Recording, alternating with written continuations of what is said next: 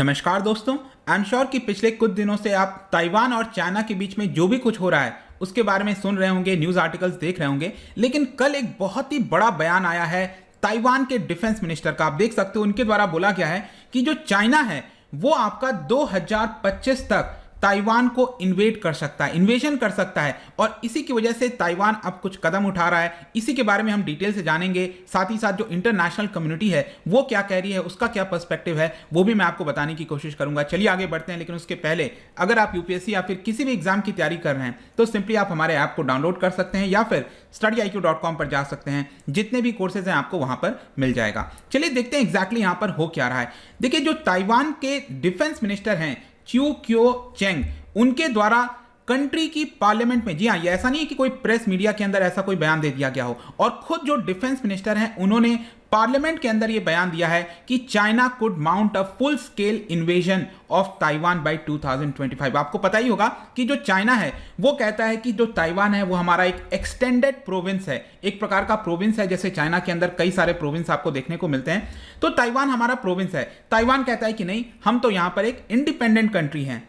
और इसी की वजह से दोनों देश के बीच में जो रिलेशन है वो अक्सर आपको खराब देखने को मिलते होंगे। लेकिन स्पेशली क्या हुआ है पिछले 4-5 दिनों से, जिस तरह का एयर इंकर्जन किया गया है चाइनीज मिलिट्री के द्वारा, उसकी वजह से ये तनाव काफी ज्यादा बढ़ गया है। इनफैक्ट यहां पर मैं आपको बताऊं तो जो चाइना है वो बहुत सारे जो अपने एयरक्राफ्ट है वो लगातार ताइवान का जो एयर डिफेंस जोन है वहां पर भेजने की कोशिश कर रहा है, उनको उत्साहित करने की कोशिश कर रहा है। इनफैक्ट अगर आप देखोगे पिछले 4 दिन के अंदर बताया जा रहा है कि 150 के करीब एयरक्राफ्ट जो हैं वो आपका ताइवान के अंदर इन्वेड करने की कोशिश की। टोटल नंबर मैं आपको बता रहा हूं। और जो सबसे पहला इंकर्जन था वो हुआ था चाइना के नेशनल डे सेलिब्रेशन के दिन। अब आप खुद सोचो, किसी भी देश के द्वारा अगर उनका नेशनल डे सेलिब्रेशन मनाया जा रहा है तो उनको तो एक अच्छे काम करने चाहिए। लेकिन चाइना एक ऐसा देश है जो अपने नेशनल डे के सेलिब्रेशन के दिन यहां पर दूसरे देश को प्रवोक करने की कोशिश करता है। और इसी की वजह से जो ताइवान है उसने कहा है कि चाइना के द्वारा ये जो भी किया जा रहा है वो हमारे देश को हैरेस करने के किया जा रहा है। और साथ ही साथ जो बीजिंग है वो बार बार कहता है कि देखिए ये तो हमारा ही प्रोविंस है, इसलिए हमारा जो एयरक्राफ्ट है वो कहीं पर भी जाए उसको ताइवान से प्रॉब्लम नहीं होनी चाहिए। तो ये इस समय पूरा मसला चल रहा है। साथ ही साथ जो इंडो पैसिफिक रीजन है उसके अंदर जो पूरा इंटरनेशनल कम्युनिटी है वो अच्छे से चीजों को देख रहा है, क्योंकि जाहिर सी बात है यहां पर अगर कोई भी प्रॉब्लम होगा, और स्पेशली जो नेबरिंग देश हैं, चाहे साउथ कोरिया हो गया, जापान हो गया, उनको इसको लेकर सबसे ज्यादा डर बैठा रहता है कि कहीं ना कहीं अगर दोनों देश के बीच में कोई भी टेंशन बढ़ती है तो इसका इंपैक्ट उन देशों के ऊपर भी जाएगा, स्पेशली जापान एंड ऑस्ट्रेलिया हो गया, साउथ कोरिया हो गया। इस तरह से चीजें आपको देखने को मिलेंगी। अब मैं थोड़ा सा आपको 4 दिन का ब्यौरा देता हूं कि पिछले 4 दिन में ऐसा क्या हुआ है जिसकी वजह से इंटरनेशनली ये बहुत बड़ा एक हॉट टॉपिक बन गया है। सबसे पहला हुआ था 1 अक्टूबर को, जहां पर 38 जो पीपल्स लिबरेशन आर्मी के एयरक्राफ्ट हैं वो आपका ताइवान के एयर डिफेंस जोन में गए थे। और स्पेशली बताया जा रहा था कि ये जितने भी एयरक्राफ्ट भेजे जा रहे थे दे आर न्यूक्लियर कैपेबल। और जाहिर सी बात है न्यूक्लियर कैपेबल है तो ये प्रवोक करने की कोशिश हो रही है। उसके बाद 2 अक्टूबर को देखिए, जब महात्मा गांधी जी का जन्मदिन होता है, वहां पर आप देख सकते हो जो ताइवान है उसने 39 चाइनीज एयरफोर्स प्लेन को ताइवान के एयर डिफेंस जोन में भेजा था। और स्पेशली यहां पर जो बस्सी जोन है वहां पर भेजने की कोशिश की जा रही थी। मैं आपको बताऊं, बस्सी जोन वो आपको मिलेगा ताइवान, ये जैसा कि आप देख सकते हो ये ताइवान है और नीचे फिलीपींस है। तो ताइवान और फिलीपींस के बीच में ये वाला जो चैनल है इसी को बस्सी चैनल कहा जाता है। तो यहां पर अब चाइना को क्या पड़ी है, चाइना का टेरिटरी यहां पर है, वो जानबूझकर इधर अपने एयरक्राफ्ट को कहीं ना कहीं ताइवान को घेरने की कोशिश करते हुए इस तरह का डर का माहौल बनाने की कोशिश कर रहा है। उसके बाद 3 अक्टूबर को अगेन 16 मिलिट्री एयरक्राफ्ट को भेजा था। 4 अक्टूबर को भी आप देख सकते हो आज तक का सबसे बड़ा इंकर्जन, करीब 56 एयरक्राफ्ट को भेजा गया था चाइना के द्वारा। और 5 अक्टूबर को भी एक एडिशनल इंकर्जन किया गया था। तो ये सारी चीजें कहीं ना कहीं दिखाती हैं कि जो चाइना है वो प्रवोक कर रहा है। इसका सिग्निफिकेंस क्या है, देखिए एक चीज ध्यान रखना, मैंने आपको बोला कि ताइवान का एयर डिफेंस जोन के अंदर भेजा था। अब एयर डिफेंस जोन को आपको समझने की आवश्यकता है, ये डिफरेंट होता है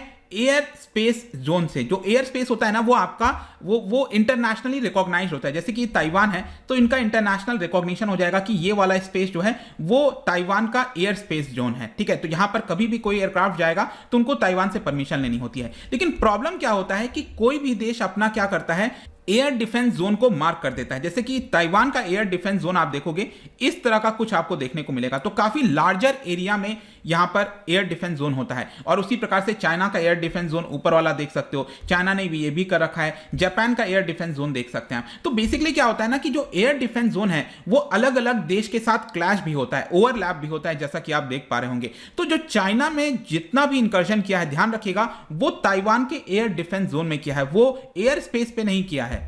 लेकिन जैसा कि मैंने आपको बताया कि एयर डिफेंस जोन में भी, जैसे कि यहां पर बस्सी चैनल हो गया, इधर चाइना को आने की क्या आवश्यकता है? वो जाहिर सी बात है कि इसको प्रोवोक करने की कोशिश की जा रही है, और यही मेन मकसद है। तो आई होप कि एयर डिफेंस जोन और जो एयर स्पेस है उसमें आपको थोड़ा सा डिफरेंस जानने को मिल गया होगा। अब क्वेश्चन आता है कि ताइवान इस चीज को लेकर क्या कर रहा है? ताइवान का कोई तो रिस्पॉन्स होगा, ताइवान अपने आप को रेडी करेगा, और इसकी वजह से ताइवान ने यह कहा है कि अगले 5 वर्षों में, देखिए ताइवान कभी भी इतना ज्यादा मिलिट्री वगैरह के ऊपर स्पेंड नहीं करता था, वो अपने इकोनॉमिक ग्रोथ और बाकी चीजों पर देखता था, लेकिन फाइनली ताइवान को भी देखना पड़ा है कि अगले 5 वर्ष के अंदर वो करीब $8.6 बिलियन एक्स्ट्रा मिलिट्री स्पेंडिंग करेगा। मतलब जो एलोकेशन हो रखा है वो तो एक अलग चीज है, लेकिन एक्स्ट्रा स्पेंडिंग उसने कहा है कि हम और $8.6 बिलियन यहां पर करने वाले हैं, जो कि बहुत बड़ा अमाउंट होता है ताइवान जैसे देश के लिए। तो यहां पर 5 वर्षों में यह किया जाएगा, और इसके तहत जो होम मेड वेपन्स हैं, मिसाइल्स हो गया, वॉरशिप हो गया, इस तरह की चीजें बनाई जाएंगी, ऐसा ताइवान का कहना है। लेकिन क्वेश्चन आता है कि ताइवान और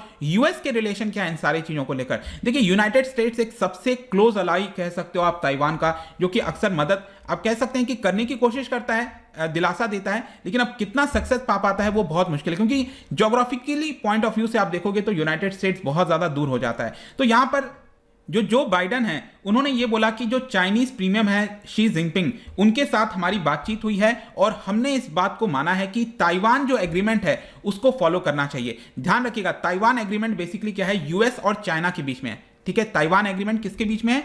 यूएस और चाइना के बीच में एक प्रकार का अंडरस्टैंडिंग है, जिसके तहत जो यूएस है वो आपका डिप्लोमेटिक टाई सिर्फ चाइना के साथ रखता है, ताइपेई के साथ नहीं रखता है, मतलब ताइवान के साथ नहीं रखता है। लेकिन हाँ, इनफॉर्मल रिलेशनशिप आपको यूएस और ताइवान के बीच में देखने को मिलेगा। स्पेशली मैं आपको बताऊं, जब डोनाल्ड ट्रंप प्रेसिडेंट बने थे, वो काफी ज्यादा अपना जो एंगेजमेंट है वो डायरेक्टली ताइवान के साथ कर रहे थे, जो कि चाइना को कभी भी पसंद नहीं आ रहा था। तो ये सिचुएशन है, यहां पर यूएस बार बार दिलासा दे रहा है ताइवान को, लेकिन यहां पर कई सारे प्रॉब्लम्स भी आपको देखने को मिलेंगी कि कितना यहां पर ताइवान डिपेंडेंट हो सकता है यूएस के ऊपर।